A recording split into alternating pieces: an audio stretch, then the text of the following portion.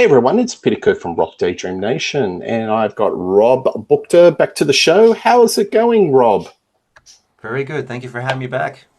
Fantastic. We're going to talk a little bit of Deep Purple, and we're going to talk about the 1973 album, Who Do We Think We Are? So, Rob, this is one of those albums in the Mark II catalogue that probably kind of gets a little bit ignored. Machine Head and In Rock probably have the spotlight on. Fireball and to a much lesser extent, this one probably don't get the accolades and the focus that they probably deserve. So today we're going to talk songs, performances, basically all things Richie Blackmore, Ian Gillan, Roger Glover, John Lord, and Ian Pace. So, Rob, were you familiar with this album? I was. It's like it was really hard this month listening to Deep Purple quite a bit. I had a really arduous month with Deep Purple. Just kidding. So it was great to go back into the catalog a bit. This album I didn't really get into. When it first, I was so young when it came out. First off, but the getting back to this record and listening to it again was really cool. I knew about the album. I knew about some of the songs, like Mary Long. I knew about because of when Steve Morse joined the band. They included the song in the set. I think it's actually was featured on the Abandon tour from Australia in '99. So Yes. that's actually the first place I heard that song was on that live recording actually. So Mary Long was like something I was like, where's that from? I couldn't place it right away. So it took me a minute to realize that, oh, it's from, you know, Who Do You Think We Are? I didn't really realize that Women from Tokyo was the one I was familiar with, so which is the first track. So those two tracks, Women from Tokyo was the one I really kind of knew from like all the compilation greatest hits, Deepest Purple, you name the compilation, it's typically that song's on there. But I didn't really realize, that this record, was in right after I think it was Machine Head. This album came out because you had In Rock, Fireball, Machine Head, and then this record. So I wasn't as familiar with the record. So it was really cool to get re-familiarized with it. I think it was probably like right around the time Perfect Strangers came out is when I got hip to this record. Long story long. Yeah, and I think a lot of people were hip to the old Mark II albums. I think Machine Head went platinum or double platinum off the back of the Perfect Strangers tour. So there were a lot of people that were going back into the catalogue. But look, this is the era of the 70s where a lot of bands were releasing 2 to 3 albums a year. Yeah. Uriah Heep, Kiss, they're just some that come to my mind that where they do 2 to 3 albums a year, and um, I don't know. I think this album got lost in the reeds because the previous albums were such monoliths. Like you had Machine Head, which is just a hard rock masterpiece. That's their, arguably one of their greatest album, and the live then Made in Japan, which came out subsequent to that. So I think this album is a little bit in the shadows of that. And Yeah. the band, to be honest, was quite fractious. The relationships with Blackmore and Gillan were at an all-time low. I think Mm-hmm. it's on record that Blackmore didn't speak to Gillan for like half a year. Gillan handed in his resignation. It was a long resignation, like at the end of this tour. That's it for me. It wasn't happy times. So I think there is a perception about this album that they're not at their creative peak. There may be some tracks that kind of off cut. It's sort of cobbled together, but I think it's a very underrated album, and there's a lot to admire, and there's a lot going on, and we'll get into that. So why don't we talk about the first song, which is the "Woman from Tokyo." That's the single off the album. That's the most well-known song off the album. To me, this song has it's a song of about 3 or 4 parts because there's all these different sort of melody lines and rhythms, and it's like 3 movements into this one song. So it's not, you could probably simply say it's like a boogie woogie number. It's a just straightforward rock, but there's a lot going on. Don't you agree? Absolutely. I mean, yeah, John's playing is incredible. John Lord. I mean, his playing on the record as a whole is really, something to admire. And the overall, it still sounds like a fresh tune, being from coming from the first three records to this one with this lineup.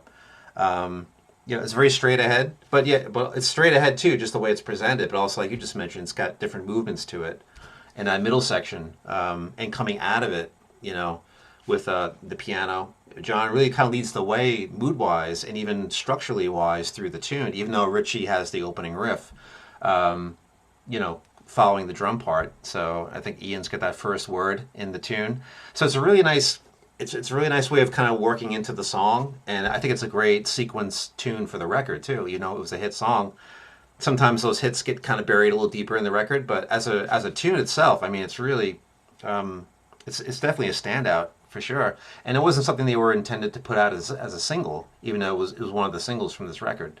I don't think they were thinking in those terms. It's what you just mentioned, I think, was the sort of the guiding principle of the song, the different sectional bits that come together in a nice cohesive manner. I think it's a great way to start a record. I think it's a strong tune. But like I said, John's playing is fantastic throughout the record. So we'll get to more of those songs, but he really kind of does a great job. It's just the way the band was functioning at this point, coming off those first three albums.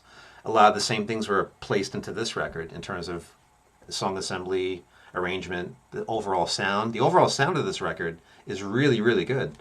So there's a whole story about that too. We can talk about. I think it's one of the best produced Deep Purple albums. It sounds fantastic. Martin Birch does a fantastic job. And yeah, I think definitely it's up there as one of the top three best produced sounding Deep Purple albums. But Woman from Tokyo, I'm wondering, it's kind of a lineage back to the previous album, which was made in Japan. So there was definitely this whole buzz, this euphoria about that came out of this album, which I call an accidental live album, because the whole story about Made in Japan was it was originally just targeted to Japan. It was going to be a small release, and then through momentum it built and built. And, to this very day, I've just got the Steve Wilson remix. It's gone to this pantheon of rock legendary status as being one of the greatest live albums of all time, and probably deservedly so. So there's very much this Japan vibe, and lyrically this came into Woman from Tokyo. Blackmore's riff, he pulls it out. Got a very strong, simple riff, but the song's wrapped around that. And then John Lord is the guiding force. So he's the navigator. He's like in the front of the airplane, guiding it and going into these different musical territories. I think my favorite part of the song is where it goes really quiet and everything is just sort of downbeat. And you've got Ian Gillan singing this really softly vocal line, and Pacey's just doing on, lightly on the drums, and you got John Lord on the keyboards. And to me, it reminds me of Ian Gillan going back to episode 6 or a bit of Jesus Christ Superstar, because he has a lot of light and shade in his palette that he introduces into the band. And I think he gets that from his previous band, episode 6, which were a little bit more psych, Beatlesque, very melodic, very summer of 60s, the summer of love. And then that experience, that wonderful experience that he had singing on the Jesus Christ Superstar album, the Andrew Lloyd Webber, Tim Rice, he brings that into. And I think he evokes that in that little bit. And it's just a great little palate cleanser in the middle of the song. And then bang, back into the riff. And then it goes John Lord with that wonderful honky tonk. And, John's renowned for his Hammond organ. But I love the songs that John just gets out the keyboards, just plays piano and bangs those keys, Yeah, it's funny because he even said himself, like, it was a solo that he's like, it's okay. It wasn't great. It wasn't spectacular, but it was good. He actually liked it, but he had some knocks on his own solo on this tune on the piano. I think it's great. I agree with you with that. He's fantastic. Yeah. All right. Mary Long. So Mary Long refers to Mary Whitehouse, who was a bit of a moral crusader in the UK at the time. And Gillan's putting on his political social commentary hat, and it's a very unusual song, or for a hard rock band to be talking about this. If you're comparing to Led Zeppelin, who are talking about conquering the world like Vikings, or Uriah Heep about demons and wizards, and Ian Gillan's talking about a social crusader, a moral crusader. So Yeah. quite an unusual topic. What do you think of this Yeah. song? Yeah, it's funny, I mean, I Dave, his storytelling is always good. That's the thing with these guys, with his writing, with Ian's lyric writings. There's always a story involved. In whatever shape or form. So I think it definitely a kind of stinging song. About digging a hole and jumping in it, kind of thing, and having children. Like came as such a surprise, kind of thing. So. Because she was such, like you said, that moral crusader. I wasn't expecting a tune like that on this record. But like I said, I became more familiarized with this tune when Steve Morse joined the band and then played, the Abandon tour. I think it was when they brought that song on.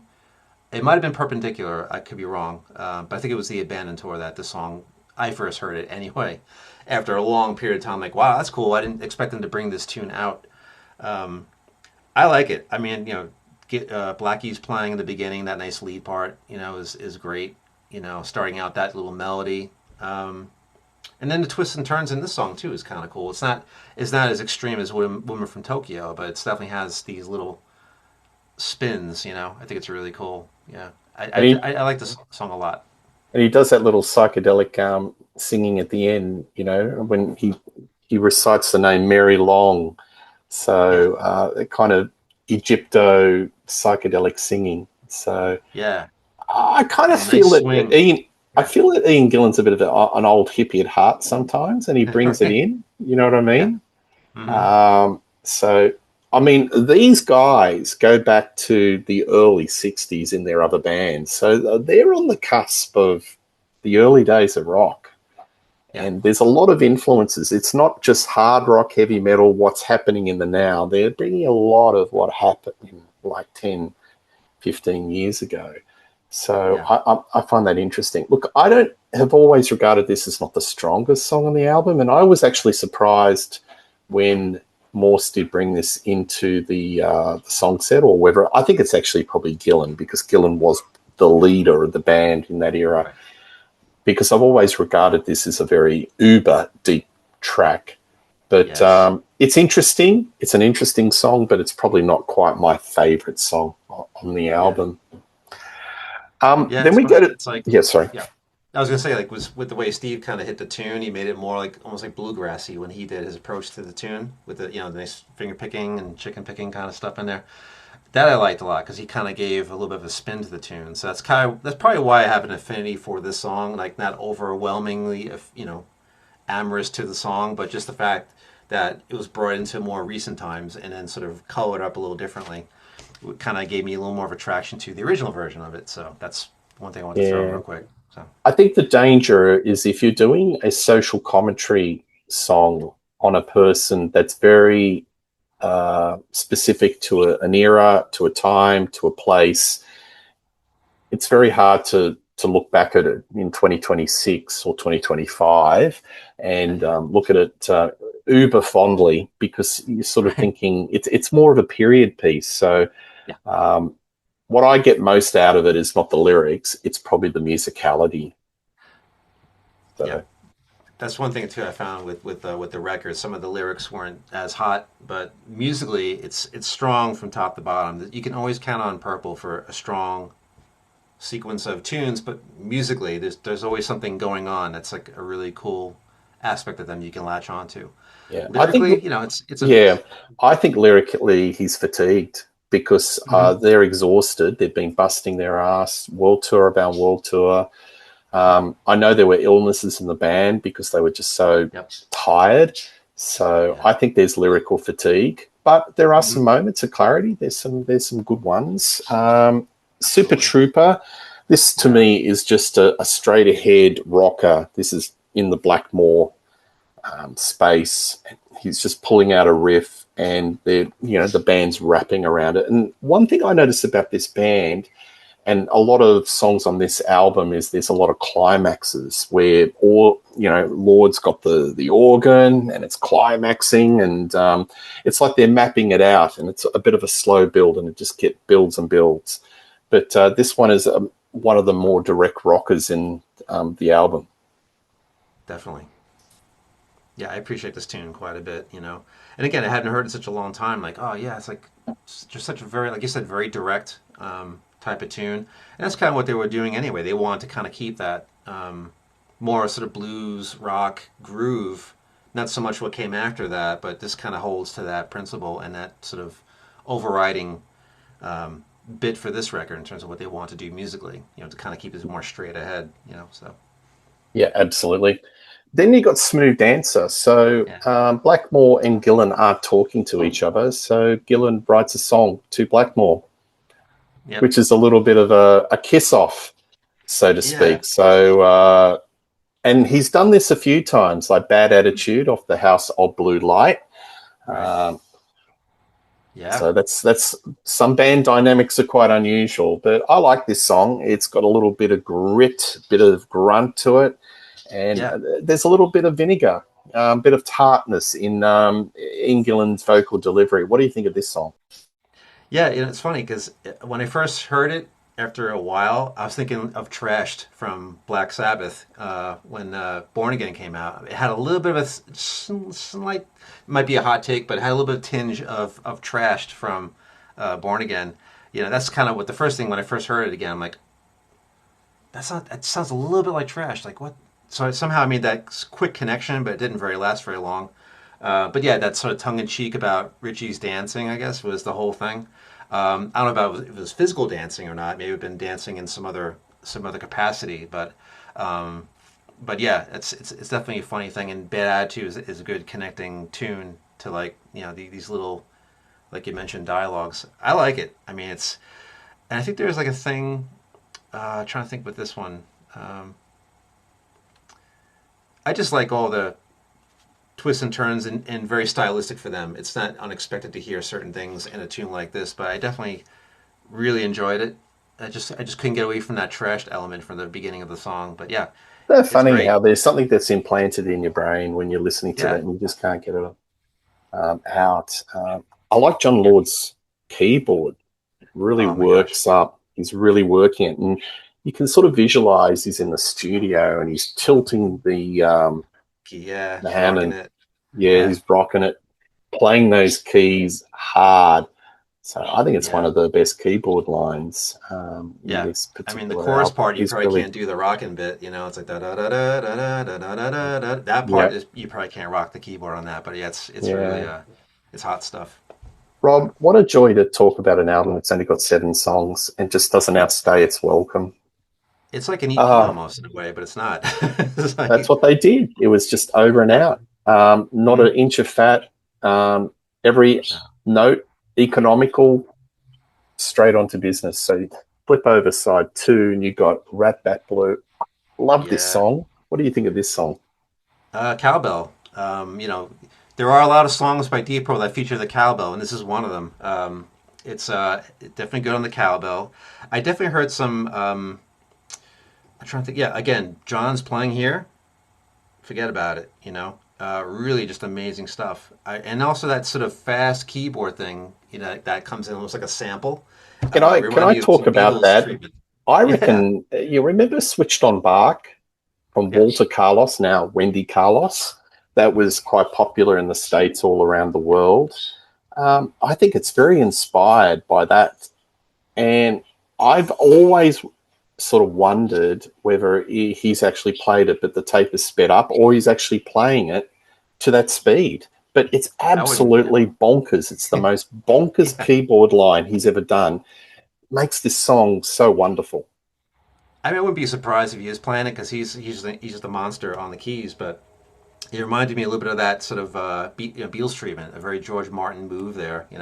I'm sure Martin Birch, would probably cite George Martin as an influence, producing wise. But yeah, it has that really. It sounds like a Bach piece just sped up really fast, on the harpsichord. But yeah, it's really that was like out of nowhere for me, but I wouldn't be a bit surprised, like you mentioned, if he's actually playing that part. But it's a mystery. I like to find out more if he actually played that bit, or it was a studio thing of speeding tape up. Can we talk about Ian Pace's drumming? I think he was the premier rock drummer in that period. I've often cited between 1970 to 1976, he was at the peak of his powers. He was Yeah, just heads and shoulders above the competition. yeah, And listen to the drumming on this particular song. He does these incredibly intricate, complex fills. yes, I would love to get an isolated drum track and just play it for the show, but obviously I can't. I haven't done it. But um, just listen to it. Just focus and listen to these little fills. It's like fills within fills. yeah. I mean, the level of difficulty is like to the Yeah. power of 10. And it feels good. I mean, he's got the chops, but the feel is amazing. And then the separation of the drums and all the instruments on the record, you can hear every single thing with clarity. All these songs. And of course, with Pacey, he would actually set up his drums in the best sounding area of wherever they were playing. It could be in a corridor, like it could be in a room, and he's hitting, and he walks out into the corridor, and the acoustic's so much better. I'm setting my drums out over here, and he would set his drums up in a different location. Especially back with this record that they were doing in this, like it was like a hotel off season or whatnot, which was typical back then for them to have a mobile studio. They couldn't fit the mobile through the area where they were going to record, so they had to run cabling out, extra cables to actually catch the session because they couldn't move the mobile through the archway, of the building they were in. So the whole thing was crazy. The story, even just doing this record, was arduous. So, but yeah, yeah, his playing is ridiculous, absolutely ridiculous. It's I mean, and ridiculous. It's yeah, ridiculously great. It really and he had to is. play that way too because back when they were playing, there were no mics on the drums. So you had to play that way. You had to play hard. You had to hit those Mm, drums hard. Now it's yeah. cake. All the drums are mic'd up, on top of each other, overheads. You didn't have that. So the fact it's so clear and feel is fantastic, clarity. I love The how you feel is said about perfect. feel. Feel is Oh great because there's yes, groove. And I've always said with the holy trinity of hard rock, where you've hmm got Sabbath, Zeppelin, and Purple, I think Purple's got the most groove. A lot of people go, oh, what about Zeppelin? What about Bonham? I yeah, think the dark horse is Purple. Strange yep, kind of woman. Listen to that.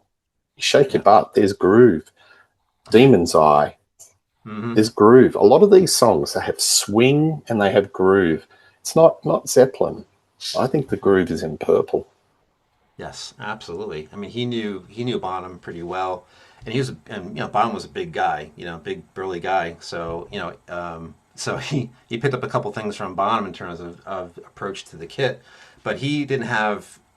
If we go into a drum discussion, we'll keep it really brief. But some of the maladies that these drummers had, Phil Collins with his back, and things like that. But he played proper, even though he wasn't taught in the normal sense of how to play the drums. He was mostly self-taught, but what he was doing was correct. His posture, the way he hits the drums, he was able to escape a lot of the maladies that other drummers would have at that time. So, but you can hear that. I mean, his attack is so good, and I think he was still playing traditional grip, which is like having one hand this way, one the other. Match grip is more the rock sort of style of playing the drums, but match grip is more what the jazzers were doing, marching band people were doing. So the fact he was playing a little bit like this in those early clips when you watch them play these songs or any songs from this era, eventually he flipped over and started playing with match grip. So it doesn't really do too much. I mean, people can argue the merits of both grips, but I started playing with the traditional grip and just knocking the hell out of the kit but sounding great. I mean, and again, the feel was not sacrificed. Nothing was sacrificed in his playing. Clarity of the fill,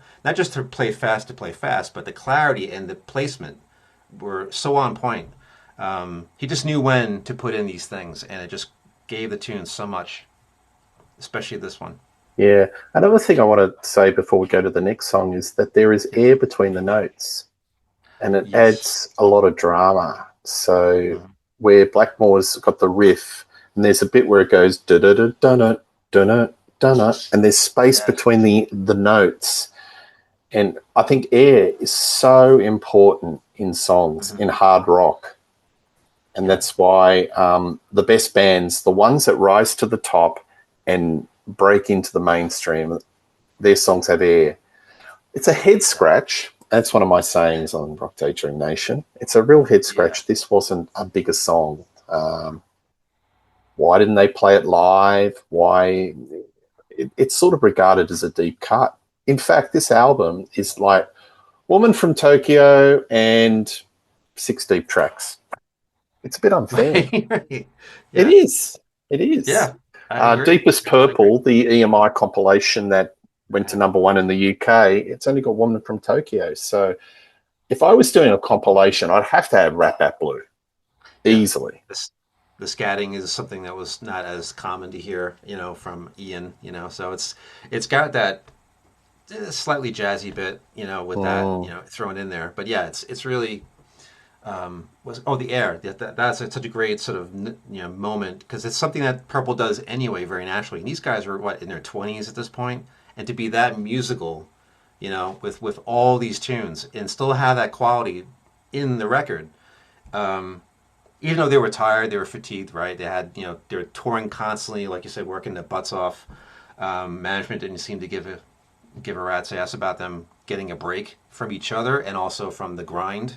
You just had people just were pushing them out, and that's why a lot of these bands just didn't really last very long because you can't really survive that grind.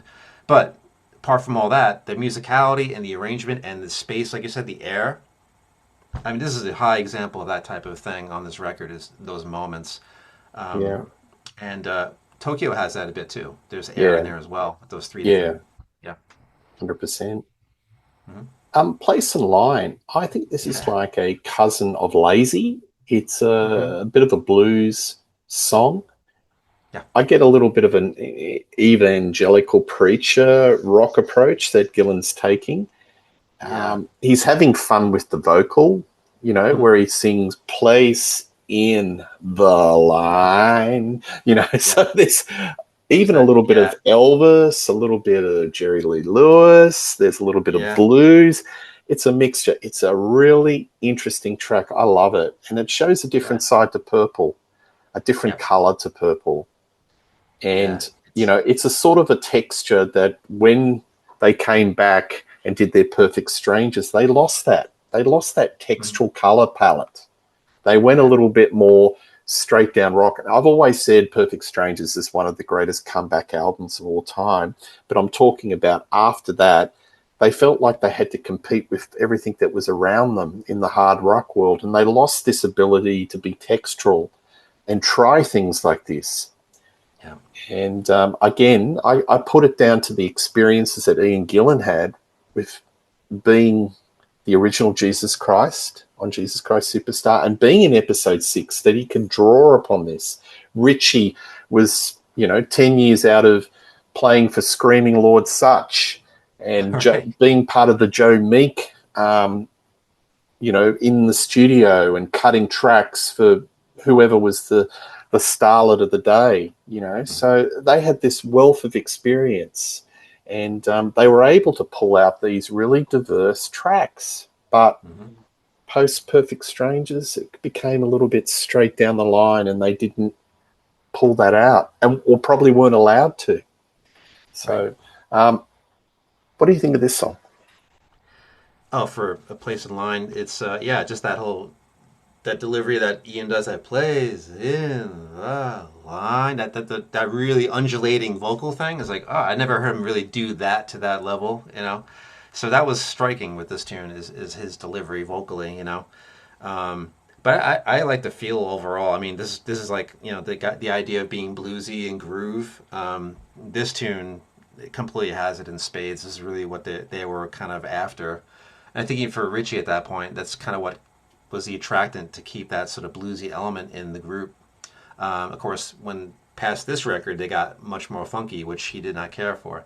But that retention of the blues bit and also the classical influence. So, but this is definitely a bluesy tune. I mean, uh, you can't escape the feel of this. This is so deliberate, but great. I mean, I definitely dig this tune. I'm not a big blues guy, but the way they play it's not like your standard 12 bar in terms of feel. There's different little twists and turns to it. So they take the form of a blues and they kind of rearrange it to their thing that they do. So it's completely purple, you know. So Yeah, I love absolutely. this. I love it. And also, there's another element that I haven't brought in that's in the mix in this song is the old Booker G and Green Onions. You know that old '60s stacks. That's an No, influence, and I'm sure that's being channeled through John Lord mhm. in subtle ways. Wouldn't you agree? Absolutely, absolutely. There's no escaping that. I think it's pretty. I think if you really listen, pretty intent. That definitely airs itself out pretty well. Yeah, Yeah. yeah. The final track on the album, Our Lady. I did an episode with Mark O'Neill, and we were talking about Fireball being the Jesus Christ Superstar album because there was a lot of Mhm. influences. Again, I think this is another lineage back to Jesus Christ Superstar. I get that feel. It's a nice way to cap the album off. It's such a triumphant sounding chorus. Our Lady. The layered vocals. Very I think it's layered. great. Yeah, Yeah. It's it's like, such a layered song. mm, That chorus is so big. It's like, mm. but just the way it's sequenced, it's a nice way to sort of close the record. Um, it's got a But very there's a bright bit of sound. it's a bit theatrical, this one. Oh, big time. Yeah, like you said, Jesus Christ Superstar. This is like. I mean, the influence is all over this last tune in my estimation. So it's great. It's a great, great feeling song. I don't think I've ever heard a song like this from Purple. This is like an anomaly, in my estimation. I could be wrong, but for me, from hearing it again, like I don't really recall a song strongly resembling this. I mean, there are shades, of course, from other albums, but not in this way. I really picked up Beatles vibe too with this song. Like there's something with Yeah. the There's an Beatles popping into there- this tune. I don't know what it is exactly, but I know yeah. it's in there. So There's another element. So yeah, yeah, yeah. So there you have it. Um, yeah. I don't think Mark III would have been as successful if it not for the foundations that were laid by Machine Head, Made in Japan, and this album. Maybe to a lesser extent, but this was sort of regarded as a commercial setback. But I think it was a setback because it got released in such close proximity to those other two albums. It Hmm. was competing. So you'd have a real unusual situation, not being intimate with the Billboard charts, where you've probably got three albums that are, dive bombing each other, Right. are Yeah, they switch scaling up around. and scaling down, and they're Yeah. competing with them in the charts. In Yeah. 1973, Deep Purple was the biggest selling rock band in the world, and that's factual, based on sales. A Yeah. lot of people get surprised. They think Zeppelin or Sabbath or something, but it was actually for a very small period of time. It was Deep Purple, and it was Hmm. back with that momentum. So this album is very important from a foundational point of view to set it up for Mark III, because you know those guys, those new guys, one Mr. David Coverdale and Glenn Hughes, wouldn't have had that foundation if it wasn't for these albums leading into it. Absolutely. Little bit of trivia. Mark II. So the last Mark II album in the 70s was Who Do We Think We Are? What was the reunion album called in 1984? Perfect Strangers, but not So, exactly Perfect Strangers. I don't think. Right. I mean, it is. I think of the reunion record as Perfect Strangers. So yeah, but the title of the albums, that's why they called it Perfect Strangers, because it was yes. an answer to that. And they probably were. I know that Blackmore had worked with Glover, but shaking hands with Gillan again and John Lord, who was in Whitesnake, they were perfect strangers, Yeah. and that's a whole It's funny, different even in the video, they story. do the fake. They do in that video for the song. They do the fake shaking of hands. They're kind of like doing this with their hands. But yeah, Yeah, I replay that. There's a certain snippet in that clip I replayed multiple times where Richie sort of smiles. He's like, right. he breaks Yeah, character. He breaks character. So yeah. I like this album a lot. I played this and I just kind of forgot how good it is. And I think I had rated it a bit more poorly. I actually rated higher than Fireball. So where would you rate this in the discography of Deep Ooh, Purple? wow. High up? Are you high, middle, low? I, I mean, I probably would rank it in the middle. I mean, I think it's a great record right before Perfect Strangers, and that was the one for me that really Mm. shot me up in terms of fandom. I knew, of course, I had Machine Head before that. I had Fireball before that on cassette. But when Perfect Strangers came out, that was the one that really astronomically was like, I was just so happy they were back together, first off. Because I didn't know what happened. I didn't know the story back then in '84. We know so much more now, but back then it was like flipping through Hit Parader, a Circus magazine, Mm. you're reading about it. Like, oh, okay, they broke up again, that sort of thing. I wasn't really into the whole breakup band scene, sort of dynamics and soap opera aspect of the breakups. But when Strangers came out, I was like so excited. And I think logically, this album, Who Do You Think We Are, couples perfectly with Strangers. I mean, I love Burn, I love Stormbringer, but this album leapfrogs over those two. I love the feel of the Mach 3 lineup, but I think it's Perfect Strangers for me kind of transcends this one, but I love this record. It's hard. I definitely would keep it in the middle in terms of favorite albums. Well, listening to this recently ahead of this show, my opinion has risen dramatically, and I'd put this in the top half of the discography. I love it a lot, and I Yeah, actually probably rank this higher than Fireball. But to put a ranking, and that's why I've never done on Rock Daydream Nation yet a yeah, full ranking of the Deep Purple catalog because it changes all the time. I'm pretty so fixed much. on the top, but this one has definitely risen in my estimation. So, Yeah, Rob, thank you so much for coming on the channel. Always a pleasure. We'll get you back on. We'll talk more Blackmore, Deep Purple. It's an ongoing theme at this channel, the Deep Purple family, because it is a tree that is just roots. boundless. There's so many Yeah. roots to the Deep Purple family. So I'll get you back on and we'll talk more.